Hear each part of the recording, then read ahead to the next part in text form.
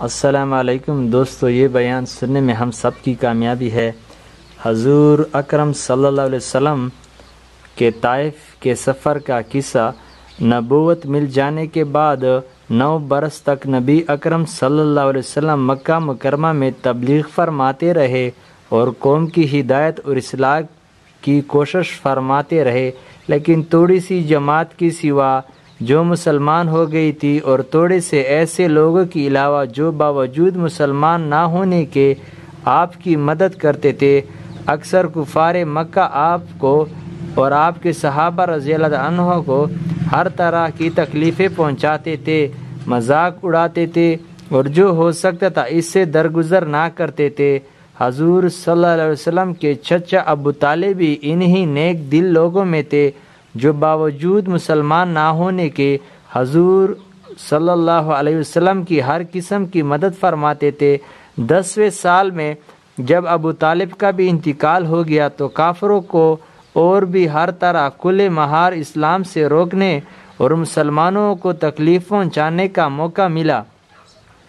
حضور اقدس صلی اللہ علیہ وسلم اس خیال سے طائف تشریف لے گئے کہ وہاں قبیلہ ثقیف کی بڑی جماعت ہے، اگر وہ قبیلہ مسلمان ہو جائے تو مسلمانوں کو ان تکلیفوں سے نجات ملے اور دین کے پھیلنے کی بنیاد پڑ جائے۔ وہاں پہنچ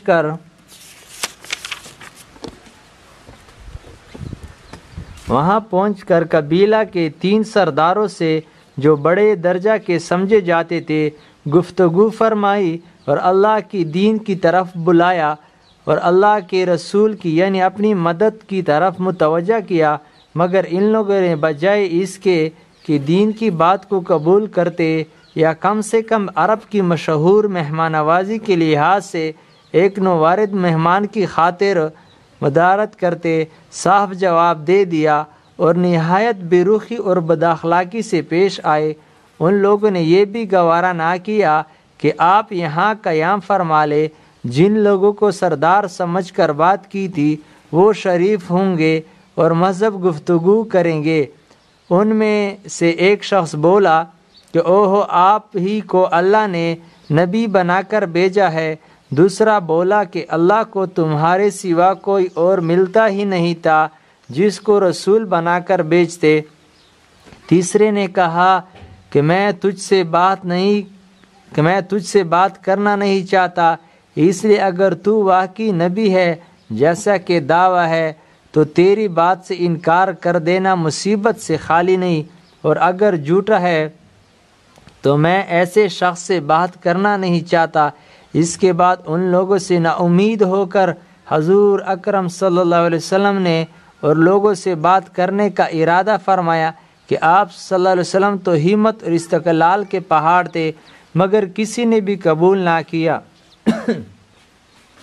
بلکہ بجائے قبول کرنے کے حضور صلی اللہ علیہ وسلم سے کہا کہ ہمارے شہر سے فوراً نکل جاؤ اور تمہاری چاہت کی جگہ ہو وہاں چلے جاؤ۔ حضور اکرم صلی اللہ علیہ وسلم جب ان سے بالکل مایوس ہو کر واپس ہونے لگے تو ان لوگوں نے شہر کے لڑکوں کو پیچھے لگا دیا کہ آپ صلی اللہ علیہ وسلم کا مذاق اڑائے، تالیاں پٹی، پتھر مارے، حتیٰ کہ آپ صلی اللہ علیہ وسلم کے دونوں جوتے خون کے جاری ہونے سے رنگین ہو گئے۔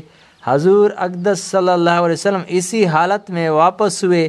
جب راستہ میں ایک جگہ ان شریروں سے اطمینان ہوا تو حضور صلی اللہ علیہ وسلم نے یہ دعا مانگی، اے اللہ، تجھ سے شکایت کرتا ہوں، میں اپنی کمزوری اور بے بسی کی اور لوگوں میں ذلت اور رسوائی کی۔ اے ارحم الراحمین، تو ہی دفاع کا رب ہے اور تو ہی میرا پروردگار ہے۔ تو مجھے کس کے حوالے کرتا؟ کسی اجنبی بیگانہ کے جو مجھے دیکھ کر ترش رو ہوتا ہے اور منہ چڑھاتا ہے، کہ کسی دشمن کے جس کو تو نے مجھ پر قابو دے دیا۔ اے اللہ، اگر تو مجھ سے ناراض نہیں ہے تو مجھے کسی کی بھی پرواہ نہیں، تیری حفاظت مجھے کافی ہے۔ میں تیرے چہرہ کے اس نور کے طفیل جس سے تمام اندھیریاں روشن ہو گئی اور جس سے دنیا اور آخرت کے سارے کام درست ہو جاتے ہیں۔ اس بات سے پناہ مانگتا ہوں کہ مجھ پر تیرا غصہ ہو یا تو مجھ سے ناراض ہو۔ تیری ناراضگی کا اس وقت تک دور کرنا ضروری ہے جب تک تو راضی نہ ہو۔ نہ تیری سوا کوئی طاقت ہے نہ قوت۔